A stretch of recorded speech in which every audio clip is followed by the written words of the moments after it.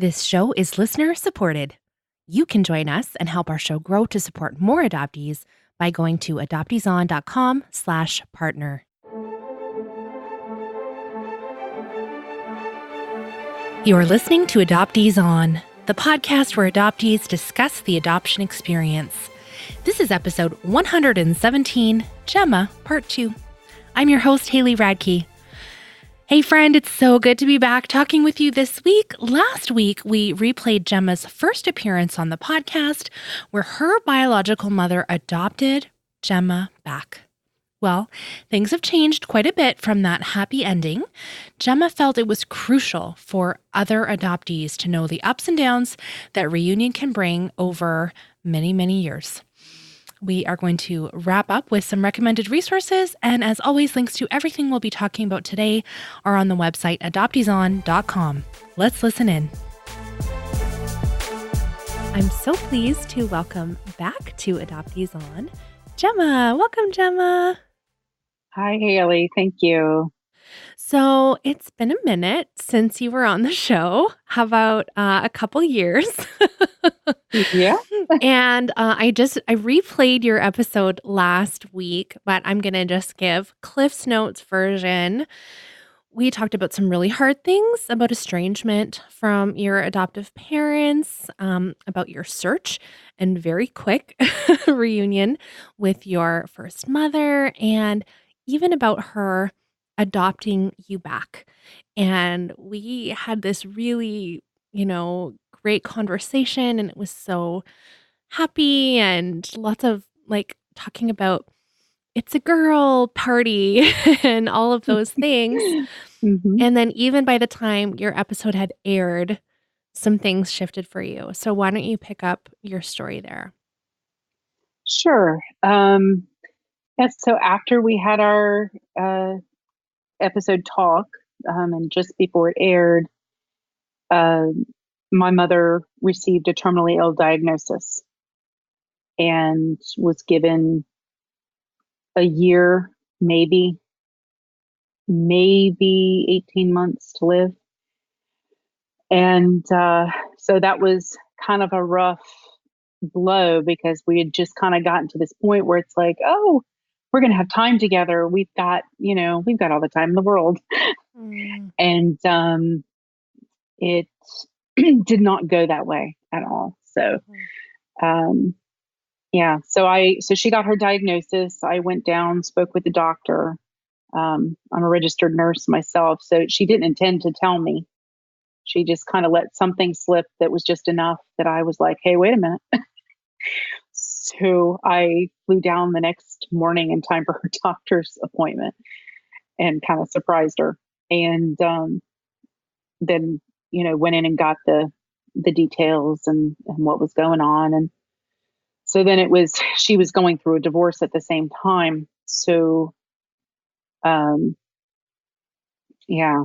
she, so I had to kind of help her find a place to live and all of that. And once we did that, she, it seemed at first she moved in with one of my brothers and that wasn't working. And so we got her into a rental home and with my youngest brother to kind of keep an eye on things. And then he was supposed to let me know when things were getting too much for him. And then I would go down and take care of her. And come, I want to say it was end of October. She was kind of acting not herself. So really, only a few months after the diagnosis. Yeah. And so a few months after the diagnosis, it had spread to the brain. And I'm kind of based on her behavior, I'm like, okay, this is spreading. And they got her to the doctor because it turned out she'd been skipping her appointments and all of that. And so she, the doctor wouldn't release her from the hospital until I got down there to take responsibility. And they instituted all her, healthcare surrogates and all that stuff, which was me. So I went down to live and expected to stay until she passed.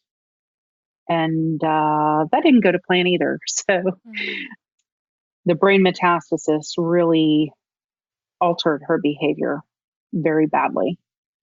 And this person who is normally kind of a free wild spirit, but normally with me was very kind and very gentle towards me, certainly verbally and stuff. I mean, they're just, things she would never have said. And next thing you know, I'm getting called the C word, the B word, the, saying F you and go the F home, all this stuff. And I'm like, well, if I go home, you have to go to a facility because they're not going to let you stay on your own at this point. So it got kind of rough, and she was pretty rough with my little brother. And she would have moments of clarity where everything seemed fine, and so forth, but it just kind of kept getting worse. And her terminal diagnosis was lung cancer, secondary to smoking. And so I was also a hospice nurse. So I'm like, hey, smoke away as long as you're safe about it. So we had rules around the smoking. She wouldn't follow the rules. And I had to place her in a facility because she was putting all of us at risk. And I mean, we're talking sticking their head in the oven kind of risk to light a cigarette. It was bad. So she, obviously did not appreciate. So basically, right after Thanksgiving, I had to put her into a facility. But I found a facility where she could drink and smoke. Really? That's Polk County, Florida.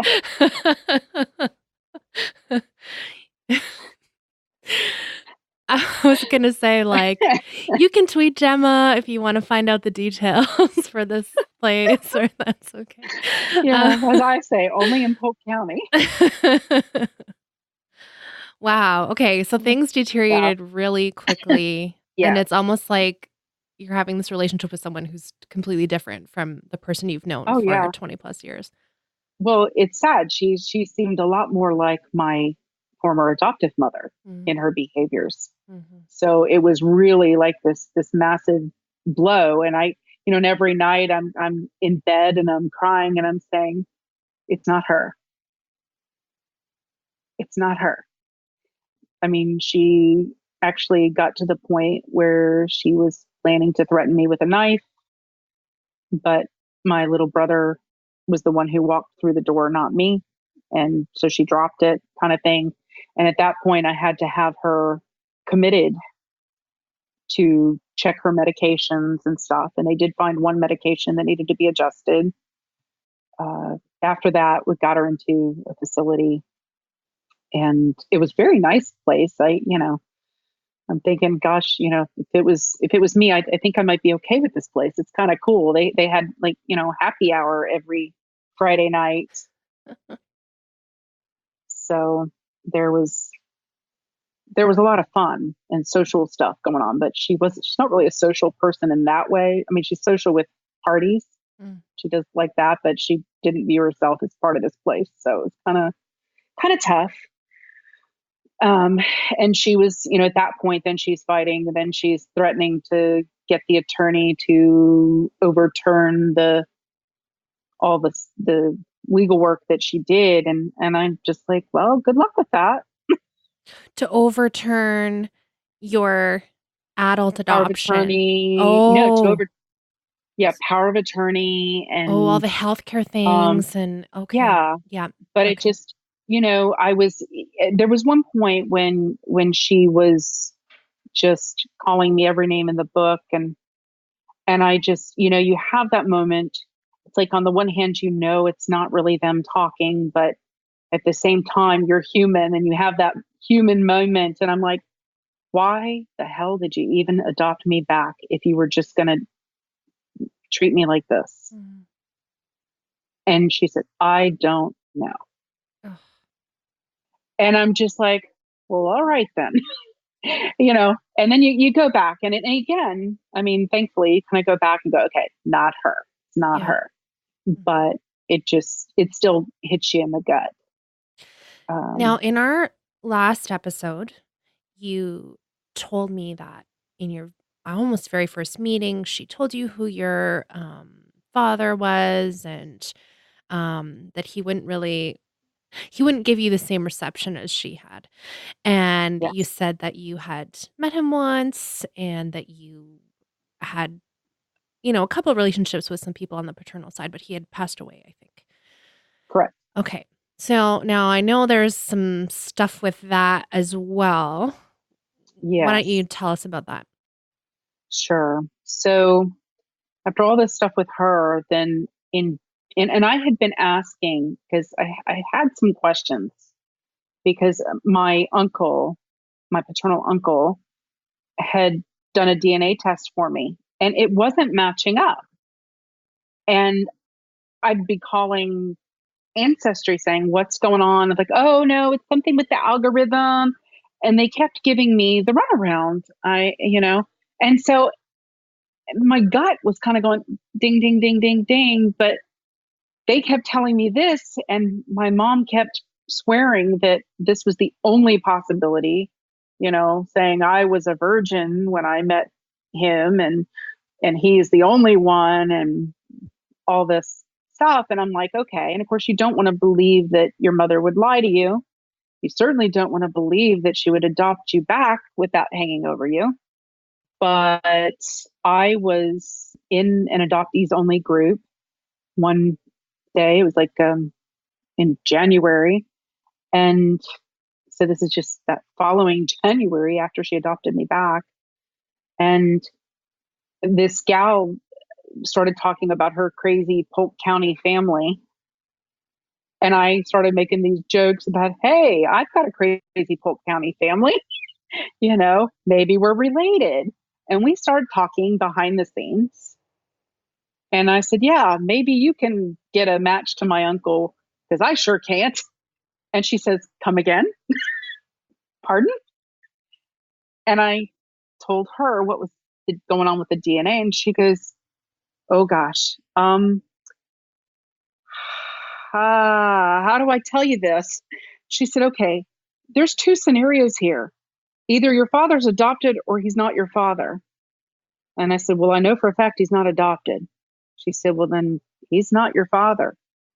And I said, well, but they're saying, she goes, no, I hear you. She goes, I tell you what, why don't I pull you into the DNA detective groups that I'm a part of, and we'll see what you can post in there and see what everybody says, or if you just want to trust me with it, I'll help you find the right dad.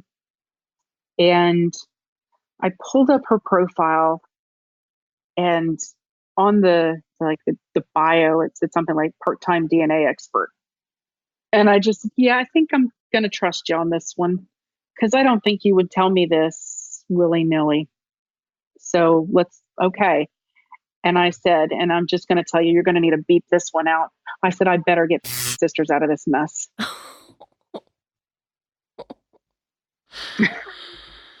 Oh my word. Okay, So, so the person that your mother first told you was your father and that you had met, and formed relationships with his family, his not brother, and it's not the daddy. So now it's like I say, this is the not the daddy, this is the not the uncle, the not the cousin, And I got off the phone with her, and I was practically hyperventilating, and I called my not the cousin, and I just lost it, and I told her, I'm like, and she said, well, I don't give a damn what that DNA test says. You're still my cousin. You're still part of this family. And I just lost it. Just lost it. And in fact, I was down in Florida shortly thereafter, because like within 2 weeks, I flew down the end of January to confront my mother and to get her to do DNA test so that I could isolate her DNA and understand I had, this is like 6 months after her diagnosis, and you're already seeing yes, these yes. challenging things with her personality and Oh yeah. And understand I had given her a DNA test back in 2015 when I gave one to my uncle. And she kept coming up with excuse after excuse about why she hasn't done it yet. So I swung by the house. I picked up the old DNA kit, this 3-year-old DNA kit, and I brought a new one with me from a different company just in case there was a problem with the failure of whatever. And I had those in my purse, and my best friend had already called her and gone to see her and confronted her and tried to get her to tell her something, give her some kind of information. And, she kind of acted shocked and, oh gosh, whatever.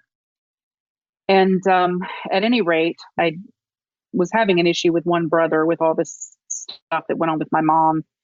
And he wasn't speaking with me at the time, it's been resolved. But back then he wasn't speaking to me. So my younger brother, when he found out that my mother had lied to me about who my father was, he was just really, really upset.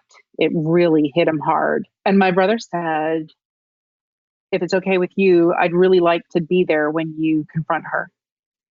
And, this is a brother who generally really isn't much for confrontation or anything, but he felt like he needed to be there to support me as I talked to her. And my best friend also went with me. So the three of us go into her room. And at first we start kind of like with these little, the little niceties kind of. And at this point, I'm already kind of really just livid underneath. And I had to keep reminding myself, she needs to be able to play the victim. You have to give her that to get what you need. Mm. And so I finally just said, hey, listen, there's this elephant in the room. Let's just go ahead and let's get it over with so we can move on. And she's like, okay. And I said, so Randy's not my father. DNA test has excluded him as being my father. And so what can you tell me about that? And she was like, oh gosh, I mean, well, there was this guy, Mark, and he was going to be an attorney. And she just gave me this whole thing, which, by the way, also not true. Also not the daddy. She's like, I can't remember, his last name. And I said, it doesn't matter. I don't need a last name. I just need a little info. Just whatever you can give me will help. And she's like, really? So she just gave me all this other fake info. And from what I'm hearing, honestly, Haley, I don't doubt there was a Mark. I believe there was a Mark. There might have been a Jim, a Joe, and a John too, from what I'm hearing.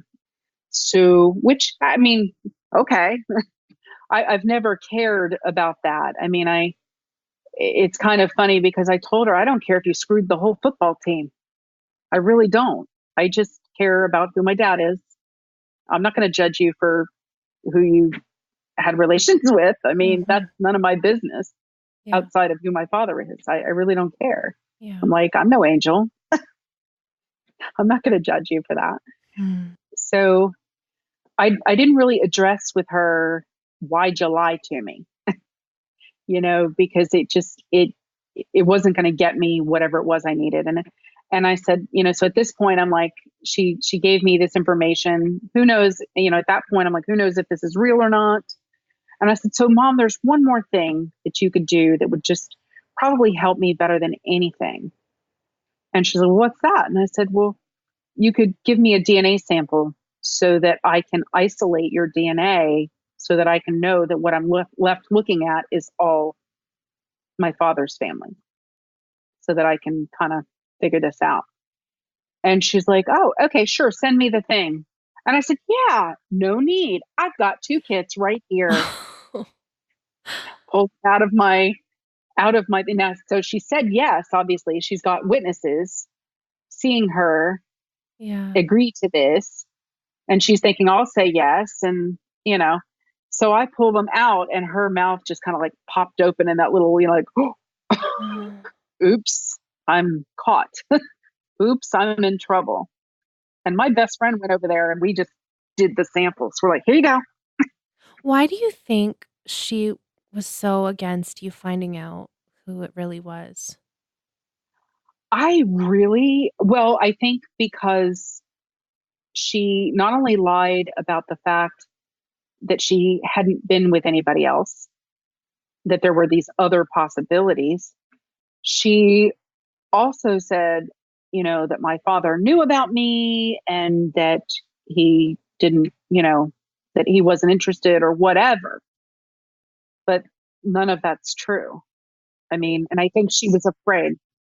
So just that she was, like, caught in this lie and also just ashamed that she literally didn't know who it was? I think there was toxic shame there Yeah, that there were multiple partners within a right. short period of time. She didn't know who the daddy was. And I was always willing to say, okay, listen, maybe you really believe that this guy was the guy, but to lie to me and tell me there were no other options is where you went afoul. I Yeah, mean, that was the problem that I had. It wasn't that there were multiple options. yeah. I don't care. Mm. I mean, but I could have done a DNA test with Randy 26 years ago and known then that he wasn't my father. Yeah. And so since then, like I said, I did, I pulled out the DNA thing. She's like, oh, she said, my mouth's really dry. I said, no problem. I came back with some lemons for her to sniff. And all of a sudden, water, water, here you go. And she's like, yeah, hello, nurse here. I know the Mm. tricks. So so got it and literally dropped them in the mailbox on the way back to her house from the facility. And then I didn't really talk to her much over the next 2 months or month and a half because I was still just, so I talked to her where I had to, things that I had to deal with, I dealt with, and, relative to her care and making sure she was okay and all of that. But to sit and have a chat like we used to, I couldn't do it. I Mm. was like, I can't fake it. What I feel is always written on my face and it comes out. They say resting bee face. I've got resting bee voice as well. I can't hide I can't lie. I always say I'm allergic to lies. Mm. I can't lie. I suck at it and to hide that I mean I guess if my life depended on it I could, but for that I'm like mm-mm. So for me it was easier to not talk to her until I was able to kind of compose myself. But anyhow, March comes around and her DNA comes back, isolated it out. And let me backtrack for a second. When I was talking to the gal, the DNA, the gal that told me not the daddy on the phone, it only took her like 5 minutes looking at I gave her access to my stuff on Ancestry. It took about 5 minutes. She said, well, I know that this first person here is a paternal one. And it was like my closest match that wasn't my mother or my daughter kind of thing. Or at the time wasn't my daughter. She said, this is a paternal match based on the other information you've given me. She said, I can't say about anybody else. She said, but this one I know is paternal. And it was a first cousin to my father, but it was a female. So it was, who knows last names or whatever at the Right. time. But that's a really And close match. yeah, oh yeah. But she's like, but I can't find her anywhere. She said, I've already run a search and I can't find this chick anywhere. Oh. And it's like, she said, I think this is a married name and it's not, she said, I don't know, we'll keep looking. And so she decided, she started on a mirror tree at that point. And by the time March rolled around and mom's DNA came back, she had given me a couple of surnames to look out for just as possibilities. And when my mom's DNA came back, I found that the second highest match that wasn't my mother or my daughter was also a first cousin match to my father on the other side.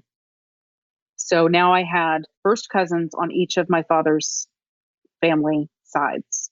Okay, so that means like your father's maternal side and your father's paternal side? Yes, Okay. exactly. Mm-hmm. Yeah. So I just had to, at this point, try to narrow this down. And I'm looking at it. Neither of them had a tree, and neither of them was responding to me on Facebook. And neither of them had been on, I mean, not on Facebook, but on Ancestry. And neither of them had been on Ancestry in a while. So I'm like, okay, I'm kind of at a dead end. But what I did was I went up to the next people in on each side that had an extensive tree, and those were third cousin matches for both sides. So I went those, basically 3 generations up. And then I basically, using the genetic genealogy, where you go line by line, coming down and ruling people out based on age or what have you, just kind of came down until I found where the two trees intersected at my grandparents. And that was after 2 days, 12 hours a day, sitting in front of a computer. Oh my word. And so then I looked at that, and then I looked a little further, and then I kind of said, okay, well, so if these are likely possibly my grandparents, let's look at their kids. And they had 3 kids, and 2 of them were boys. One of them was likely too young. You know, I didn't think my mom would go high school after she was already out. Then again, I'm finding I really don't know her. So, but my instinct was correct. And unfortunately, when I did a Google search on my grandfather and kind of hit the mother lode. There was like this, almost like, I don't know what you call it, like an anthology of this family name all the way back to the 1600s in Scotland on Google. And it just was coming down and boom, down, boom, found my family line, and boom, there's there's the likely father. And, it's father, brother, father, uncle, aunt, whatever. Father deceased, Oh. died 7 years after I found my mother. Oh no. So her lies kept me from meeting him. And then I looked a line down and found, oh, I have 2 sisters. I have sisters. I got my effing sisters. So I thought, well, okay. Which is, it's kind of funny because I always felt like I had sisters out there. It just never made sense to me that I kept finding brothers. Mm. And I just felt like I had sisters, and turns out I did. And, one is 3 years younger than I am, and the other is 11 years younger. So I tried finding them, and I was having trouble finding them. And so thankfully in this anthology, it had their mother's name, and they had been, their mother and our father had divorced, but I found her on Facebook, and I couldn't access her friends list because, a lot of people have those really locked up tight. And so I just pulled up on any public post that she had, I pulled up anything that had a lot of likes on it to see if I could find anybody with their names. And sure enough, I found them. I found their names that way. Wow. So so once I had their current names and stuff, I tried to, I tried White Pages, which is this, thing where you can pay to get current numbers and this, that, or the other, but they didn't have any current numbers for them. So the first person I contacted was my father's second wife. And this is before I knew that I had sisters. I actually had tried to contact the second wife. And basically she said, he's dead. That's all I've got to say. Oh. Like, didn't even tell me I had sisters or anything. Mm. Okay. So then found out I had sisters. And then I thought, well, you know what? I think I'll reach out to my uncle first because I don't want to mess with them until I see if the DNA matches because I don't want to upend their lives. I'd rather upend an uncle than sisters. I just figured that an older adult would probably handle it a little bit better than younger potential siblings. And contacted him, and he was a little sketchy on talking to me, and he spoke to me and stuff, and mentioned that I had sisters, and then said some not very nice things. Oh no. And I just said, well, that's between y'all. I still want to talk to them. And he agreed to, he told me to send him all the info that I had on like how I came about my discovery that or thought process that led to them and led to his brother. So I sent him everything. I like screenshotted everything, all the DNA, all the everything, and sent it to him. And then he sent me a note back saying, okay, yeah, I'll do a DNA test. And so I sent it to him and whatnot. But I sat there after I got off the phone with him. And just based on what he said, my gut said, if I don't contact my sisters, I'll never get to talk to them because he's not going to facilitate this. He hates them. Hmm. He is not going to help me. Yeah. So I contacted him the only way that I had, which was through Facebook Messenger. And I just constructed a message and sent it to both of them. You know, I told them I was sending them a friend request and that I was going to put a special photo album on my Facebook for them to look at so that they could decide. In the meantime, you know, before I did this, before I reached out to any of them, I did call this DNA friend that told me not the daddy and said, I think I found my father, you know. And she's like, okay. And she took a look and then she took one look at the photos and she said, oh, yeah, you got the right guy. Oh my goodness. And she's done this a bit, so she knows. Oh, yeah. She was like, oh, yeah, you got the right guy. So it was kind of funny, but So what was in your message to your sisters that you crafted? okay. So what I said was, hi, I'm contacting you because I believe I am your older half sister. I know this is likely a shock to you, as it certainly was to me. For the last 25 years, I was told my father was someone else. DNA, however, has just recently excluded him as my father. I am pretty sure that GA was my father based on a very close DNA match to his first cousin. My mom dated him for a month or so in the summer of 1970, as confirmed by both my aunt and my mom. I was born just before he went into the Navy and before he met your mother. I was placed for adoption in March 1971. He knew nothing about me. I would love to speak with you. I will friend request you so you can check me out a bit. I will give you a little info here, though. I'm 47 in 2 days. I am an RN by profession, a stay-at-home mom for a long time now, have 2 children, so-and-so and so-and-so, and gave their ages. This one's still in college here in Missouri studying equine sciences. My husband's a CPA partner at PwC, lived just outside of Philly, grew up in Winter Haven, Florida. I have 2 half brothers on my mom's side who are in Lakeland, Florida. I'm just trying to find the truth about who I am and where I come from. Medical info would be a plus, especially for my kids. I'm happy to pay for a DNA test through Ancestry DNA. I would be grateful if you would speak with me at least once, although I am very open and hoping to get to know you and developing a relationship as sisters. And I gave my cell number and just said, I assure you this is real and not a scam. I just want to know my family. And you said you attached some pictures and things, right? Did you send them like, here's all the DNA work I did? Like you had to send receipts? You know, it's kind of funny. I did eventually show her some of the stuff, but it wasn't like they were like, I need to see this and so forth. And so I sent the same message to both sisters.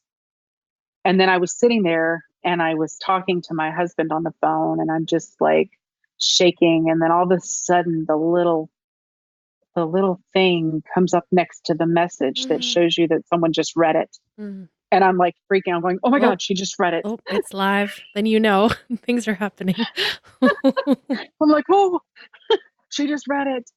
And then I'm like, okay, we'll see what happens. And apparently, like she read that and she called my other sister and was like, have you looked at Facebook yet this morning? And she's like, no, I'm just getting up. Now, this other sister is in the UK. And Mm. so she's 5 hours ahead of me. But it was just kind of, she'd had some fun out on the town the night before. So she was like, oh, she said, why? What's going on? She goes, sit down and open your Facebook. Because did you send it like a group message to both of them at the same? No. Oh, okay. But you said the same thing to both. Yeah. Okay. So they're just kind of like, oh my God. And then they pulled up the photos that I had, so they got on my thing and pulled up the photos that I had put in.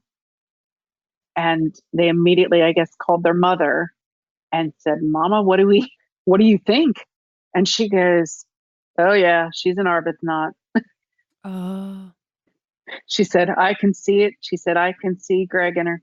I see it right there. She said, she's definitely, yeah. She said, I mean, the DNA stuff will confirm it, but you honestly don't need it. And this was their mother.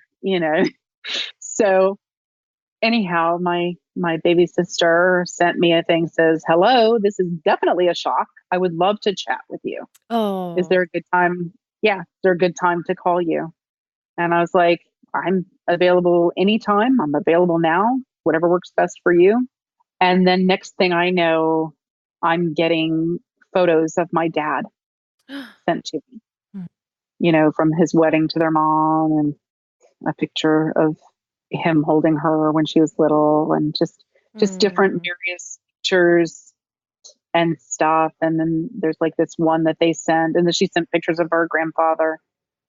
And I'm just, and we're just kind of going. So you're back in like the reunion honeymoon stage. Yeah. So then she called me that day, like right then, and we started talking, and it was so comfortable. It was like, it wasn't weird. I mean, we were, kind of laughing at all kinds of different things and just talking about different personality traits and going, oh my gosh, yes. And oh, wow, me too. And one of those things was that she has a degree in equine sciences, Oh my. which So then my that's it. Your daughter, daughter is taking that. yeah, my daughter's doing equine facilitated therapeutics, but at the time she was actually equine sciences major. Huh. But yeah, so same, they both have that same love of horses and studied in college and stuff like that. And just sent a picture of me when she was 18. And I put up a picture of when I was 18, and we looked like the same person. That is so wild. And yeah, I mean, and it was cute because her husband, she says, my husband went nuts and photoshopped me into one of your photos. And it was just so cute. And I mean, it was really, really cool. And yeah. Are you still in touch with them and do you have a relationship with them? Yes.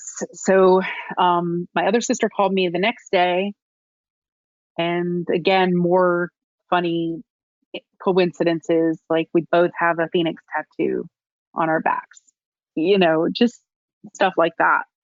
We just kind of have been, we were kind of talking. I contacted them on a Sunday, but that Friday prior, my baby sister had sent out a DNA sample to Ancestry. Come on. So even if all this other stuff hadn't happened when it did, the universe was bringing us together no matter what. You wouldn't have had to do all of that genealogy down all the Right? layers, and you would have had a match with her. Yeah. That's incredible. Yeah. Yeah. So it kind of all came together that way. So that was mid-March, and I got a call in April that my mom was taking a turn for the worse. And I got on a plane to go down. And basically they said, they told me, oh, well, it was this day that started, things started to change. That day, Haley was my father's birthday. Mm. And so then I got on the plane the next morning to go down and be with her for her last days. And while I was there, my both brothers, I got them both up there, and we kind of healed the stuff with the brother that we weren't really having a good time with at the time. Hmm. And we kind of worked through, which was good. What was that like for you, being with them and being with her in this time after, so much so many things had happened and that were really painful for you and It was probably one of the hardest things I've ever done was trying to give this person grace that had lied to me the entire time that I knew her. That because of those lies, I never met my father. I never met my grandmother, who also died during that time. So, there was a lot there, and I just, it was kind of hard because when I did find out for sure who it was, and this is kind of important, I called her to tell her, and she's like, "Oh, so who was it?" And I gave her the name, and she's like, "Huh, well, I'll tell you the same thing I told you with the other one. Don't expect a good reception." And I said, "Well, Mom, I don't really expect any kind of reception considering he died." And she says, "Good. Then you don't have to put up with that crazy family." And I kid you not, I almost vomited. I was just like, wow. I, I literally got off the phone. Like, I'm like, I gotta go. I gotta go. And I couldn't even say, I love you. I'm like, I gotta go. Cause it was just like, it was just nauseating. It was yeah. cruel. It was cruel. And she had just never been, even talking about my, not the father, when we thought he was the father, she was never cruel about it. Mhm. She was matter of fact and it seemed like she was trying to protect me. But this was her, she was just being cruel. And again, I mean, brain metastasis, it just totally changed her behavior. But I don't, so that was tough being down there with her in that space. And of course, I told my brothers what was going on, and they were both just like, oh my gosh, and they were both, I think, very upset with her for doing that to me, and for, acting that way, but just for the lie in general. But it was a very, I don't know, very healing time for my brothers and me, Mhm. with the previous rift there that had come up. We just kind of, we're sitting there, and it's actually, she's on there, she is on her deathbed, we're three of us sitting in the room with her. She's basically comatose at this point, and we're talking about everything that was going on and the things that she had done, and so forth. And at one point I literally stopped and said, turned around to her and said, "We're not talking about you, Mom. We're, like, about you. We're not trying bad mouthing you. We're just explaining who you are. This is who you are." And my brothers kind of laughed, like we all kind of had that like odd chuckle, like, this is so inappropriate, but what are you going to do? This was the only time there was going to be to heal this. Yeah. It needed to happen. And it was in my gut was saying, do this while she's still here. And you can tell her that everything's okay. And then she can go on. She Mhm. can, not something she'll worry about. It's not something that's going to make her hold on, or, what have you. And she, at one point, um, my brothers left and went home, and I was there with her alone. And she kind of opened her eyes at one point, and so I said, I just wanted to talk to you for a minute, because one of the things that one of my brothers had told me was that whenever I had spoken to her about the trauma of adoption and so forth, and what I had experienced, and as a result of adoption, because here I am trying to get into a space of advocacy, and I'm kind of starting to get pumped, and I'm excited, and I'm trying to share this with her. But what she heard was me trying to guilt trip her. And that's what she had said to my brothers, that I was trying to make her feel guilty for the decisions she made. So there I was with her on her last day and said, I understand that you've made this comment to my brother. And she said, yes, I said that. And understand, she hadn't talked in like 2 days. But she says, yes, I said that. And I'm like, okay. And I said, well, I need you to know that that's not true. How you feel isn't the truth. That is not the truth. I said, if you feel guilt over what you did, you need to let that go in terms of giving me up for adoption. You don't have to hold on to that. I'm not holding on to that. In terms of, I mean, I wasn't you. You had to make the decision. You did what you thought was best at that time. And I'm not going to waste my time being angry over that part. I mean, I am like not happy that she didn't even tell my father I existed, because everybody says he would not have consented. Consented to you being relinquished? Yeah, he would not have consented to me being relinquished. So I'm just kind of like, okay, well, so I'm a little salty about that. But I told her, I said, if you want to feel guilty about something, feel guilty about lying. And I said, but the truth is, Mom, I'm really angry with you, but I don't want to be angry with you. And so I'm going to have to choose here and now to let that go with you. And she said, yes, let it go. And those were her last words. I stepped out of the room briefly so they could kind of do some comfort measures with her. They came out and got me and said, you need to come back in. And I walked in and I put my hand on her, and she took her last breath. And I just, it's strange because, as a hospice nurse, I've attended a lot of death. And I just sat there like, really, that's it?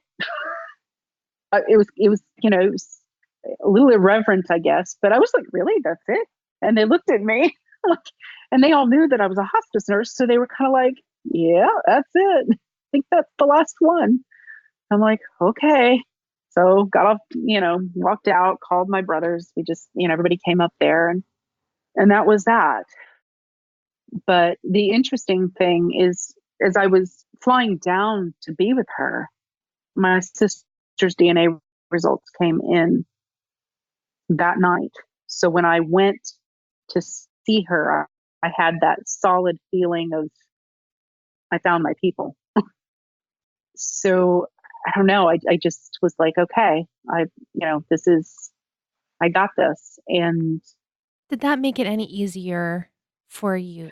Knowing that you had your certain answers, did that make it easier to tell your mom, like, I can let this go?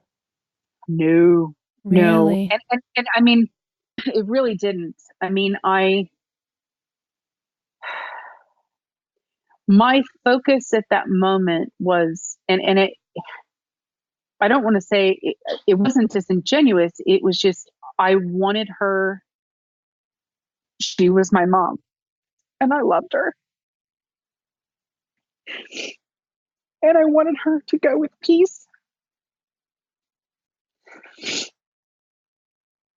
And I wanted to just kind of set myself aside to give her that.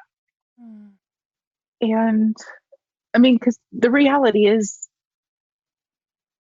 she, mentally she was already gone and had been. And so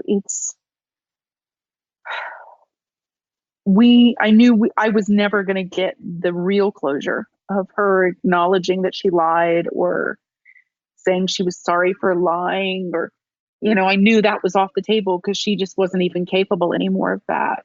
And so it was just going to be a matter of giving her enough grace to let her go peacefully. Mm-hmm. And so, no, it wasn't easy. That was pretty rough. And then actually a couple days after that, I went and had lunch with Renee Gellin of Saving Our Sisters. And after lunch with her, I was sitting in my car and I realized that I was only about a 30-minute drive from where my father was buried. So I drove to Florida National Cemetery and went to visit his grave. And my grandparents are also buried there. So I also went to their grave. And while I was sitting there at his gravesite, my baby sister called me out of the blue. It was just like, how did you know? I needed to hear from you right now. Mm. It was just another one of those coincidences and stuff. And so after I, sat and kind of talked to his grave for a little bit, I walked over to my grandparents and introduced myself to their grave, and because I was their firstborn grandchild. Mm. And none of them ever knew about me. But it's, I get to hear stories from my sisters and from their mom, and probably my older of my two sisters is probably the one telling me most of the stories just because she was older. So she probably, remembers our grandmother, I think, a little bit easier and stuff. But it's nice when she says stuff like, "You're just like our grandma. She was such a sweet woman," and stuff like that. I did go out and visit them. They were together in Oklahoma last July, visiting with their mom. And so I flew out to Oklahoma. They're at Fort Sill. They met me at the airport with a bouquet of flowers and hugs, and we were going along, just kind of doing our thing for a couple of days. And then on the third day, I went over to actually meet their mom and everybody. And it's funny. I thought that I'd be boo-hooing the whole time, just like, because it was just so emotional. And I was just like stoic. I don't know, like I disconnected. It was really kind of strange. When I met their mom and I went over and she gave me a hug and I sobbed like a baby. I broke down in their mother's arms, just like sobbing. And of course, I'm sitting there like, "I'm so sorry." I'm like, she goes, "Nope, no apologies. We do emotions in this house." Mm. And she's saying things like, "Hey, it's okay. You're with your family now. You're home. You're with your family. We're all here." And then my baby sister stands up and says, "Well, it's about damn time you showed up, Jemma." I mean, it was just, and I guess I just didn't even realize. It's almost like you're kind of holding your breath, I think, for all of it. I don't even know how to explain it. It was so strange for me. And that was that. I mean, after that, there were tears, there were lots of laughs and stuff. And I got to meet my cross sister, who's their half sister on the other side. And she's awesome. And, and I did say to her, I felt like I needed to say something to her because, she's had these sisters for 20 some years, and, here comes this stranger stepping into the picture. And I'm just like, I'm not here to take away. I'm here to add. And she's like, "Cool." And I said, "If it's okay with you, we can be bonus sisters. Mm-hmm. This is a bonus." And so we were like, "Okay, cool." So there's that. And then, oh my goodness, there's so much. Your story is like No, it's like this insane. huge It's roller insane. coaster, and I feel like you've had so many ups and downs, and finally you have the truth about everything, and I think you've handled it, I mean, amazingly well. I can't even imagine what it must be like to go through that. And I think that's the thing with adoption and with reunions and stuff. It can turn on a Mm. dime. I mean, it's, 1 minute here, 1 minute not, 1 minute not, 1 minute there. And it's just, it seems so ever changing. And for me, I've been struggling with that fear of abandonment, that fear that something's going to go wrong and then they won't be Mm. there. And I just point blank told them that. And they're both like, not going to happen. It's just not going to happen. You're our family.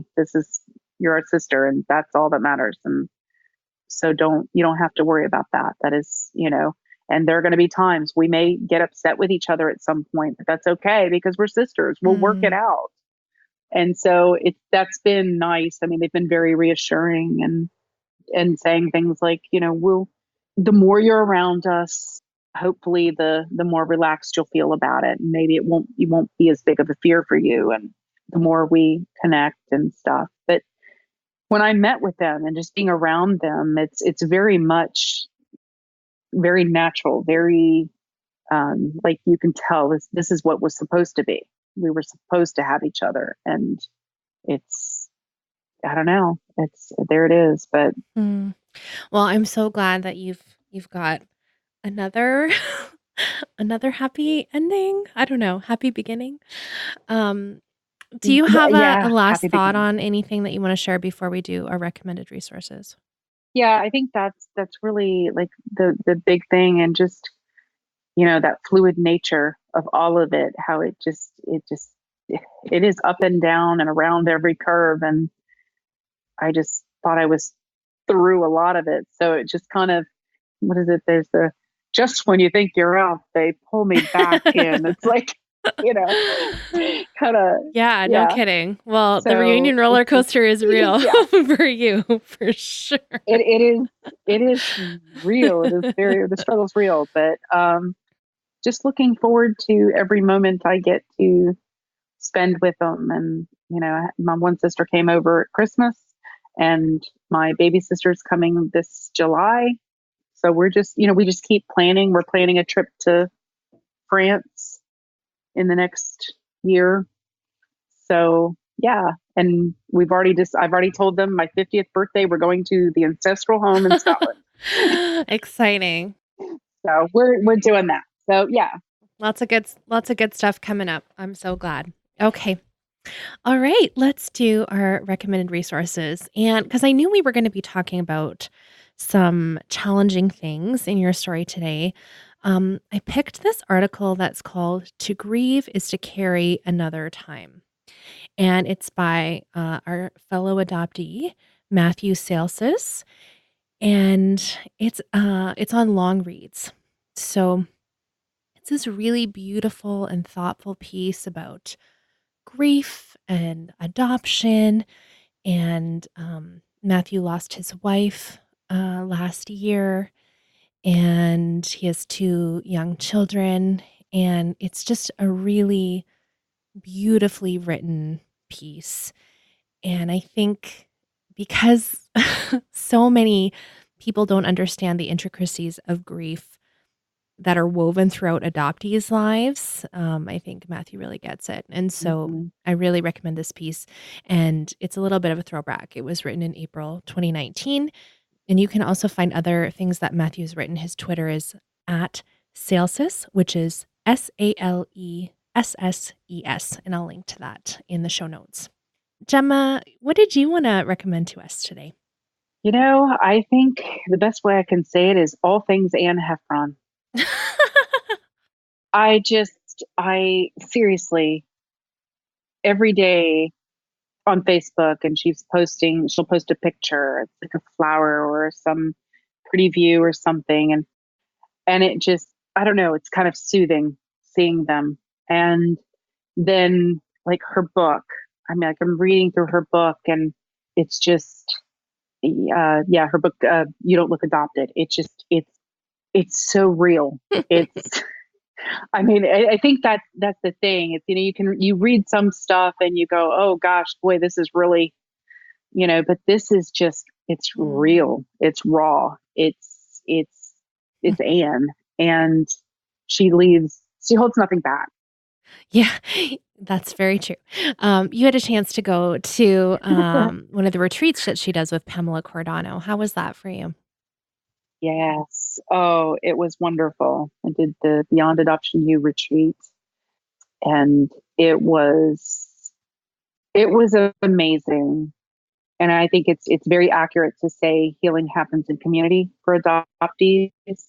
And I'm not going to lie, it was rough, to do some of the things that we did, some of the exercises, and it was hard, but it was a good hard. It was the kind of hard that pushes you to a better spot.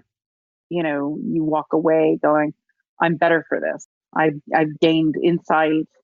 I think you gain into yourself and into others. And it just, we had a wonderful group of people that you get to know. And, so I've made some, what I feel are going to be lifelong friends. And I actually got together with one of them at the American Adoption Congress. And Where we got to meet. so that was a highlight for me, by the way. That was definitely a highlight for me to get to sit and chat with you for a minute, face to face. That was so fun. Hmm. It was very, I found it very valuable to go and do that, and meeting with Anne and with Pam, and it was just, again, I mean, you get the real raw person.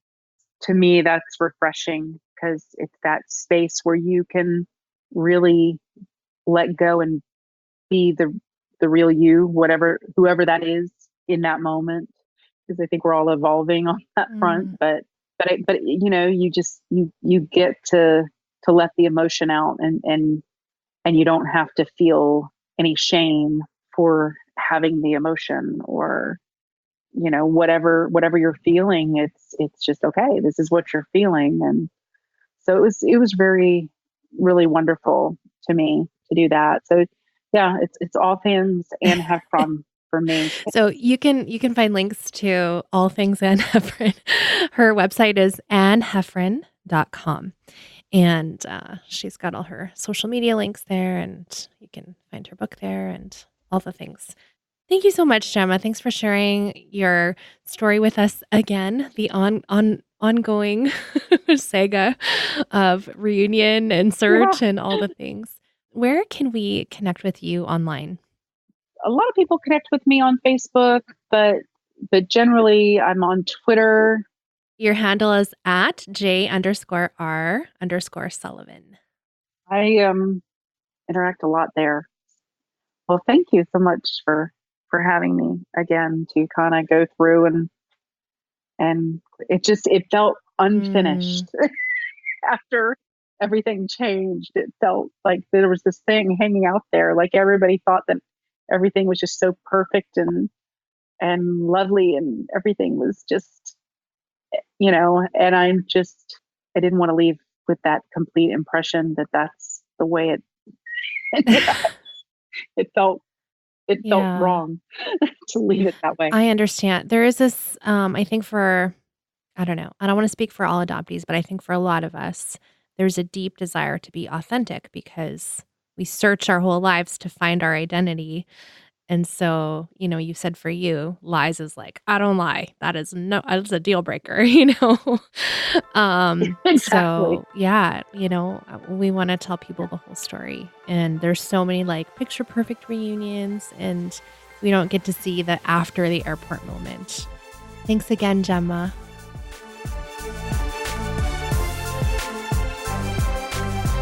One awesome free way to support the Adoptees On podcast is to share the show with one other adopted person that you think would really benefit from hearing adoptee stories. I find when I recommend a podcast, sometimes it can be a little overwhelming, especially if there's over 100 episodes like we have. And the best way to do it is just share one specific episode that you really love. And I would love it if you would share the show that way or on social media. Another way you can come alongside and support the work of Adoptees On financially is adopteeson.com/partner, where there are perks and bonuses to financially supporting the show every single month. And I'm so grateful for my ongoing Patreon supporters. Without you guys, I wouldn't be able to continue making the show. So I'm so thankful. Thank you. Thank you. Thank you. Thanks so much for listening. Let's talk again next Friday.